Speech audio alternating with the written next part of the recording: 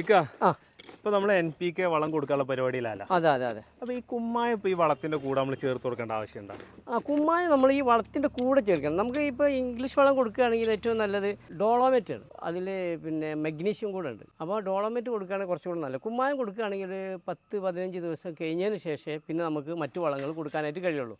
ഇത് മണ്ണിൻ്റെ pH എന്ന് പറഞ്ഞിട്ടുണ്ടെങ്കിൽ ഒരു സ്കെയിലിൽ 1 തൊട്ട് 7 വരെയുള്ള കണക്കാണ്. അതിൽ 76ൻ്റെ ഇടയിൽ മണ്ണ് അതിൻ്റെ അമ്ലഗുണവും ക്ഷാരഗുണവും തമ്മിലുള്ള വ്യത്യാസം ഏറ്റക്കുറച്ചിൽ ഇങ്ങനെ ബാലൻസ് നിലനിർത്തിയെങ്കിൽ മാത്രമേ നമ്മൾ കൊടുക്കുന്ന വളങ്ങൾ സസ്യങ്ങൾക്ക് വലിച്ചെടുക്കാനായിട്ട് കഴിയുള്ളൂ. അതുകൊണ്ടാണ് നമ്മൾ മണ്ണിൻ്റെ pH നമ്മൾ പൂർവികരൊക്കെ തന്നെ നമ്മൾ കുമ്മായം ഇടുന്നത് കാണാം. അവർക്ക് ഇതിൻ്റെ ശാസ്ത്രീയ വശമൊന്നും അറിയില്ല. മണ്ണിൻ്റെ pH ലെവൽ ചെയ്യുന്നതിന് വേണ്ടി മണ്ണ് ബാലൻസ് ചെയ്ത് നിർത്തുന്നതിന് വേണ്ടിയിട്ടാണ് പിന്നെ കുമ്മായം അല്ലെങ്കിൽ ഡോളോമേറ്റ് കൊടുക്കുന്നത്. ഇത് നമ്മൾ മുമ്പ് കൊടുത്തതാണ്. അതിന് ഡോളോമേറ്റ് കൊടുത്തതാണ്. കൊടുത്ത സസ്യങ്ങൾക്കാണ് നമ്മൾ ഇത് പിന്നെ ഈ വളപ്രയോഗം കൊടുക്കുന്ന സമയത്ത് നമുക്ക് ഡോളോമേറ്റിൻ്റെ ആവശ്യമില്ലല്ലോ. ഇനി കൊടുക്കേണ്ട, ഒരു പ്രാവശ്യം ഡോളോമേറ്റ് കൊടുത്താൽ മതി. നമ്മൾ ഡോളോമേറ്റ് കൊടുത്ത് മണ്ണ് ന്യൂട്രായി കഴിഞ്ഞ് പ്ലാന്റ് വെക്കുന്ന സമയത്തായിരിക്കില്ല ഈ മണ്ണ് ന്യൂട്രാക്കുക എന്നുള്ളതാണ്.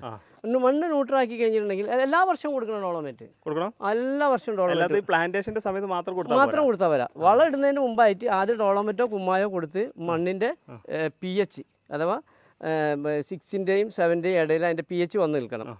അപ്പോൾ അതിൻ്റെ യഥാർത്ഥ രീതിയിൽ ഈ സസ്യങ്ങൾക്ക് ഈ കൊടുക്കുന്ന വളങ്ങൾ വലിച്ചെടുക്കാനായിട്ട് സാധിക്കുകയുള്ളൂ. അപ്പോൾ വളർച്ച ഉണ്ടാവുള്ളൂ.